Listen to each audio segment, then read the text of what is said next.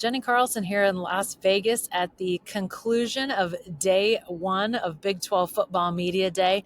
My coverage of Media Day here in Las Vegas is brought to you by Visit Stillwater. Go to visitstillwaterok.org and check out all sorts of information they've got to make your game day in Stillwater more fun. Hey, did you know you can fly to Stillwater directly? It's true. Go to visitstillwater.org and find out lots more.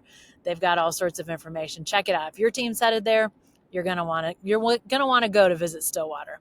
All right, so day one here in Las Vegas.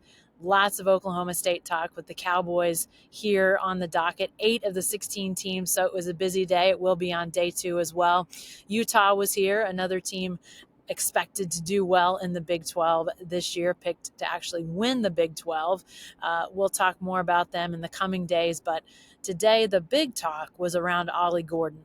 Mike Gundy announced early in Media Day to several people, including a small group of media from Oklahoma who cover the Cowboys, that Ollie Gordon would not be suspended. He would not miss any playing time because of his recent arrest that includes a charge of DUI underage. So we find out that Mike Gundy has said that Ollie Gordon would not be suspended, and Mike Gundy explained his decision. And then we heard from Ollie Gordon. Ollie Gordon here, he made the decision to come. He said he wanted to be here so his teammates didn't have to answer questions about him. He could answer the questions himself. He did interviews throughout the day, nearly a 7-hour day, and he pretty much gave every interview request. He sat down with TV, with print reporters, with broadcast, just anybody basically that wanted to talk to him. Ollie Gordon did. So I thought it was a smart move by Ollie Gordon to come to Las Vegas and stand up, face the music, answer these questions, gets out in front of really the issue a little bit. Obviously, he still has a court case that's pending. His case will have to go through the legal system. So that part of it is not done yet. But by coming today, he answered a lot of questions.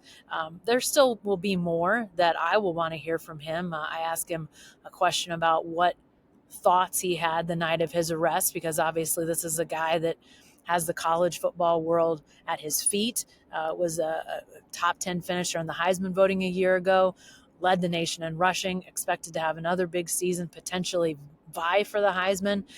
As he's sitting there after being arrested, what sort of thoughts does he have? And he said because of the ongoing legal situation, he didn't want to talk about that. But I think those are the types of things that down the line we will want to know more from Ollie Gordon about. But yet he did answer a lot of questions today. And again, showed some maturity, not shirking away, not leaving it to his teammates and his coaches to answer for what he did. He came here and did that. I know some people may disagree with Mike Gundy's decision not to suspend him, but Mike Gundy, in his explanation, again, said that it was not an easy decision, said there maybe really wasn't a right or wrong answer on what to do. Suspend him, not suspend him, punish him, make him do 10,000 stairs or something. There are a lot of options that Ollie Gordon could have faced. But, we don't know all the behind the scenes things that might be happening. But as far as game suspensions, we know there will not be one for Ollie Gordon. And Mike Gundy acknowledged that some people may disagree with that, and he understands why they might. But he believes that because of the way college football is today, much more of a business, with players being paid, with a lot on the line for the team as a whole. And Ollie Gordon obviously plays into that heavily. He felt it might almost be more punishment for the team if Ollie Gordon wasn't available for a game, as opposed to punishment for Ollie Gordon. People can dispute that. People can talk about that. I understand where he's coming from, but I think it speaks to the fact that this is an evolving time in college football. And Gundy even referenced that it's sort of like being a parent. As your kids get older, you have to face new situations all the time, and you make decisions. And maybe in another 5 or 10 years, looking back, you might have made a different decision. But in that moment, that's the choice that you make. And this is the choice that Mike Gundy has made, to not suspend Ollie Gordon.